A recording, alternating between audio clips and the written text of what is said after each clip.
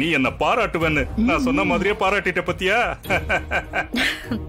நிஜமாவே நீங்க சூப்பர் வேலை தான் பாத்துருக்கீங்க தம்பி.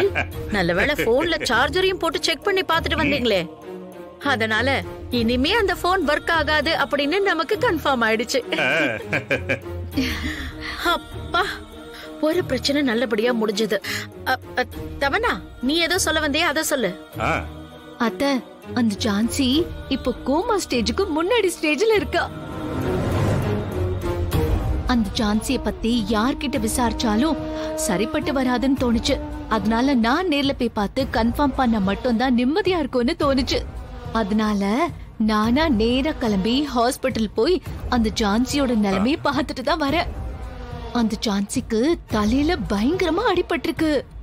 அது மட்டும் இல்லாம அவங்க மறுபடியும் எப்ப சுயநினைவுக்கு வருவாங்கன்னு எங்களால எக்ஸாக்ட்டா சொல்லவே முடியாதுன்னு சொல்லி அவளுக்கு ட்ரீட்மெண்ட் கொடுக்கற டாக்டரே சொல்லிட்டாங்க. அதனால ஜான்சியோட தொல்லை இனிமே இருக்காது. ஒரு வழியா நமக்கு இருந்த 2 ரொம்ப பெரிய பிரச்சனையும் ஒரு முடிவுக்கு வந்துருச்சு. இனிமே அந்த ராணி பூமி மட்டும்தான் பாக்கி. அவங்க 2 பேரையும் அந்த யட்சினி பாத்துப்பா. அவங்க கதை மட்டும் முடியட்டும். அப்புறம் பாருங்க இந்த குடும்பத்தை நான் எப்படி சின்ன பின்னமாக்குறேன்னு. நாங்க கிளம்புறோம் பாட்டி. வாராணி, வா வா. வரோம். சரி, வரோம். பாப்பா. வாங்க வாங்க, அவங்க வராங்க. அஞ்சல, போறவங்களை ஏன் தடுக்கிற? அவங்கள ஏன் 2 நிமிஷம் இருந்துட்டு போக சொன்ன? ஏங்க, எந்த ஒரு நல்ல காரியத்துக்கு கிளம்பி போகும்போதும் போயிட்டு வரேன்னு தான் சொல்லணும்னு உங்களுக்கு தெரியாதா? அவன் கிளம்பும் போது போறோன்னு சொன்னான். அது என்னமோ எனக்கு அபசகனமா பட்டுச்சு. அதான் அவங்க 2 பேரையும் கொஞ்ச நேரம் இருந்துட்டு போங்கன்னு சொன்னேன். போயிட்டாங்க போயிட்டாங்க போயிட்டாங்க. தப்பி தவறி கூட நம்ம வாயில இருந்து எப்பவுமே எதிர்மறையான வார்த்தைகள் வரவே கூடாது. நாம பேசுற சொல்ற ஒவ்வொரு வார்த்தைகளுக்கும் ஒரு அழுத்தமான சக்தி இருக்கும். ஏங்க, நெல்ல கொட்டினா அள்ளிடலாம், ஆனா சொல்ல கொட்டினா அதை அள்ள முடியாது. உன்னோட பயம் எனக்கு புரியுது அஞ்சல. நீ பயப்படுற மாதிரிலாம் ஒண்ணும் ஆகாது.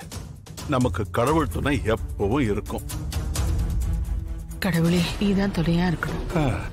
அவ சரியாதானே சொல்லிட்டு போனா. அவங்க 2 பேரும் போறாங்க, திரும்பி வரவே மாட்டாங்க. சரியா சொன்னீங்க. நேத்து நைட்டு அந்த யட்சினி நம்ம கிட்ட சொன்ன மாதிரி ஏதாவது பெரிய சம்பவம் பண்ணுவா. எனக்கு நம்பிக்கை இருக்கா? ஆமாக்கா, கண்டிப்பா செய்வா. அவ புருஷனை அந்த பெட்டியில இருந்து வெளியே கொண்டு வரணும்ல, அதுக்காகவே அவ கண்டிப்பா பண்ணுவா. அக்கா, இப்போ கடவுள் அவங்க பக்கம் இருக்காரோ இல்லையோ, கண்டிப்பா நம்ம பக்கம் இருக்காரு. நமக்கு உதவி செய்யறதுக்குன்னே யாராவது ஒருத்தரை சரியான நேரத்துல நமக்கு காட்டி கொடுத்துறாரு. கரெக்டா சொன்னீங்க தம்பி.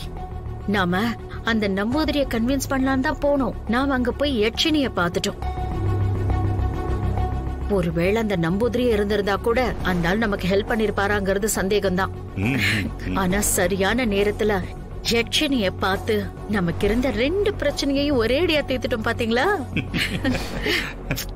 என்ன, அந்த பொம்மியும் ராணியும் அழியறத பாக்க என் புள்ள மனம் மட்டும் இல்லாம போயிட்டான். அதுதான் எனக்கு வருத்தமா இருக்கு. கவலைப்படாதீங்க அத்தை, சீக்கிரமா மனு வந்துருவான். வந்துருவான் வந்துருவான். சரி சரி, ரொம்ப நேரம் இங்க நிக்க வேண்டாம், வாங்க வாங்க. ஐயோ, ഞാൻ പാട്ട് சொல்லி எல்லாத்தையும் செய்யன இந்த குடும்பத்துக்கா இந்த சோதனை? நாராயணி தேவி, நீயே பார்த்துட்டு சும்மா இருக்கியே.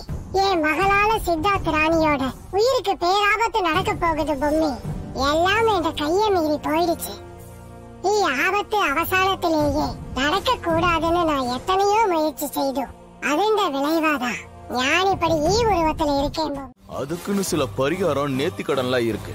அதை நாங்க செய்யறோம்னு முழு மனசோட நீங்க வாக்கு கொடுத்தா மட்டும்தான் உங்களால இந்த கோவிலுக்குள்ள கால் எடுத்து வைக்க முடியும்.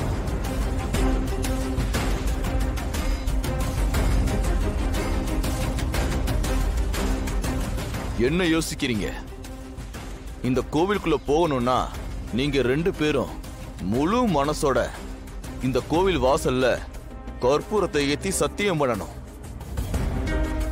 அப்பதான் உங்களால உள்ள போக முடியும்.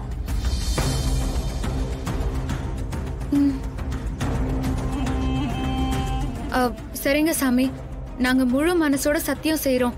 சரி, நீங்க எங்கே இருங்க, நான் போய் கற்பூரம் எடுத்துட்டு வரேன்.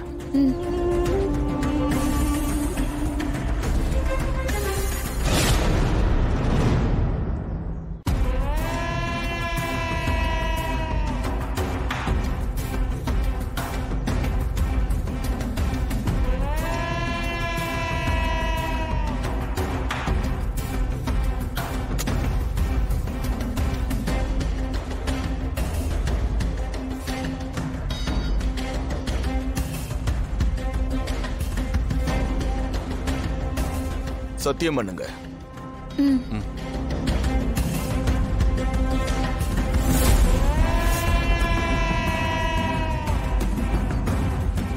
உள்ள போங்க.